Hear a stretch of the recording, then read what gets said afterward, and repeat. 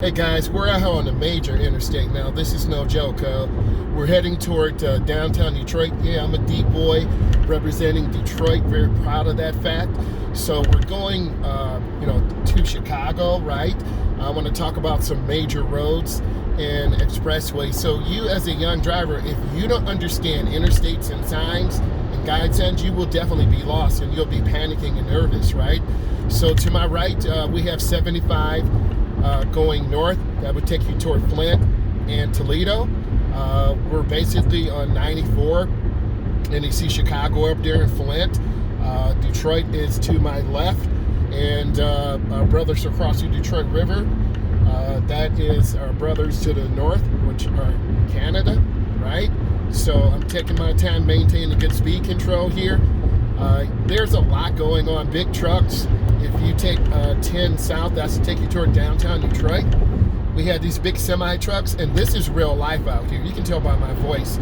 Cars will suddenly turn into you. Trucks will come over, debris on the road, state police popping up. So you as a defensive driver, you got to keep space. A lot of beginning drivers will hang around these semi trucks, and if you really want to learn, I strongly suggest you listen. Early on when I learned how to drive, I was scared of these big trucks. I would hang around the big trucks, and that's one thing you don't want to do. You want to stay out of these trucks' blind spots. I see these brake lights popping on, so I'm really being aware, really scanning. A lot of people wait till the last second to cut over, and that's kind of scary because, see, like that truck, it catches you off guard. So I'm keeping space, taking my time. You can smell right now, but there's a downtown Detroit smell. There's a Detroit River smell, right? There's a Canadian smell going across that Detroit River. So you see some of the beautiful parts of Detroit. You see some of the challenging parts of Detroit, but Detroit is making comeback. I'm still looking around, checking my mirror, really being careful. You see 96 bridge to Canada into Lansing.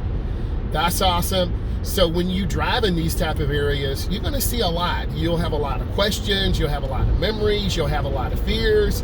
You'll be apprehensive. You'll say, man, I hope my car doesn't break down. Or, man, I got to make sure I have enough gas. All of these things pop in. Bridge to Canada and Lansing, right? 96. You got to understand what these numbers mean. And if you didn't learn this in driver's education, then you're going to end up learning it when you get lost. Or you're going to have to watch, YouTube videos such as mine. So, 94, I'm headed to Chicago. Things are good. Great speed control. I'm taking my time. If we take 96 east, that is to Canada. Hey! And 96 west, that's to Lansing up there in Michigan State. So we maintain a good speed control. A lot of semi-trucks. And if you haven't driven around a lot of heavy expressway interstate traffic, it can be very overwhelming and very intimidating, right? So I understand that, and use this knowledge and content to help you understand. See, they just popped the brake lights on, so I'm keeping space. And if you've seen my content before, you understand, always keep space. Don't tailgate other cars. Look around. I'm looking around the curve. I'm looking in the middle lane. I'm looking in the right lane. You see all these big trucks helping keep America and the world going, and we respect our truck drivers. Don't cut them off. Again, I'm nice and smooth. I'm checking my mirrors. I'm constantly looking ahead. My fuel is good.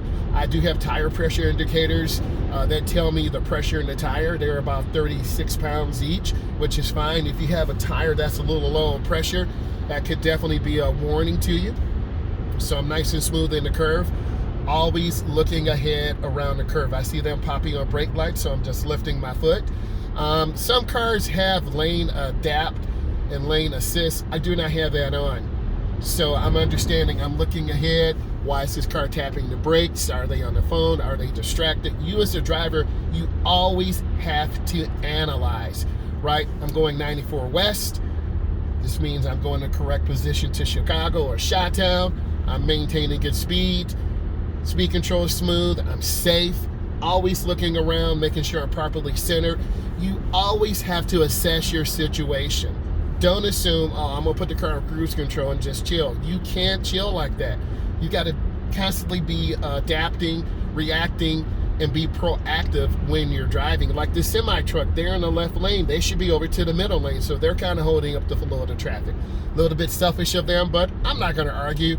Hey, if this brought you value, subscribe to my channel. I'm a state certified instructor. We're on the interstate, baby. And I'm giving you some real life knowledge. Use this to help you. Have a blessed day.